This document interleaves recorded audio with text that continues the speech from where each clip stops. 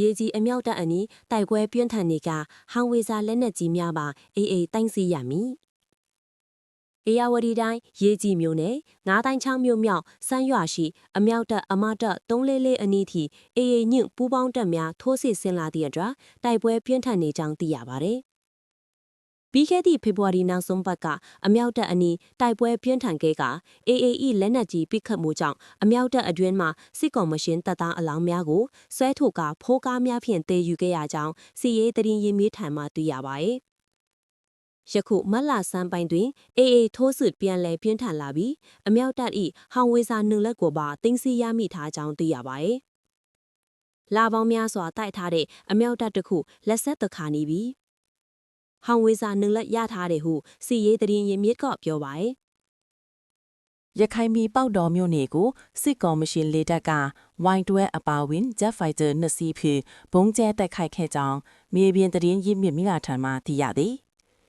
ယမန်နေ့မတ်လ6ရက်နေ့ည9နာရီကျော်ချိန်မှစဟိမတ်လ9ရက်နေ့နနက်အစောပိုင်းတနာရီကျော်အချိန်ထိစစ်ကော်မရှင်တပ်တီ Jet Fighter 2 စီးနှင့်အတူ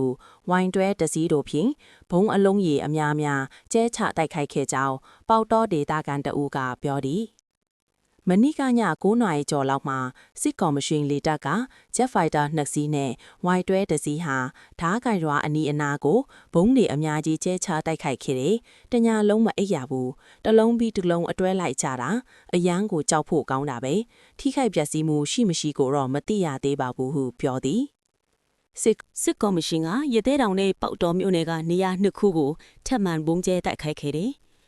မတ်ကွန်ရဲ့2020ချမ်းအကြမ်းဖက်စစ်ကော်မရှင်ဟာရခိုင်ပြည်ကိုလီကျောင်းနဲ့အကြီးကျယ်ဘုံကျဲတိုက်ခိုက်မှုတွေကိုဆက်လက်ပြုလုပ်နေရမှာဒီကနေ့မတ်လ9ရက်ဒီနေ့တည်းအတွင်းပင်ရသေးတောင်နဲ့ပေါက်တော်မြို့နယ်တို့ကိုထပ်မံဘုံကျဲတိုက်ခိုက်ခဲ့တယ်လို့သိရပါတယ်။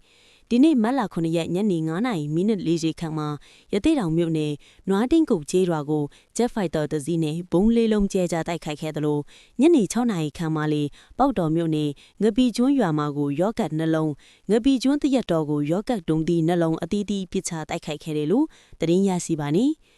ရခေတ်တော်မန္တလေးတိုင်းမြင်းကြံမြို့နယ်တွင်စစ်ကြောင်းထိုးနေသည့်စစ်တပ်ကမတ်လ9ရက်နေ့တွင်အောင်ဖလီဆိုရှားတော်ကုန်းပြည်တော်သားနှင့်ရွှေညောင်ပင်ကျေးရွာလေးခုကိုဝင်ရောက်စီးနှင်ကနေအိမ်များကိုမိရှို့ဖျက်ဆီးခဲ့ပြီးထောင်နှင့်ချီသောဒေသခံပြည်သူများဘေးလွတ်ရာသို့ထွက်ပြေးတိမ်းရှောင်နေရကြောင်းသိရပါသည်စစ်ကြောင်းသည်အောင်ဖလီဆိုရွာဖုံးကြီးကျောင်းတွင်ယာယီတပ်ဆွဲခဲ့ပြီးနောက်တစ်နေ့တွင်ဆက်လက်စစ်ကြောင်းထိုးနေသဖြင့်ဒေသခံများမှကျေးရွာများသို့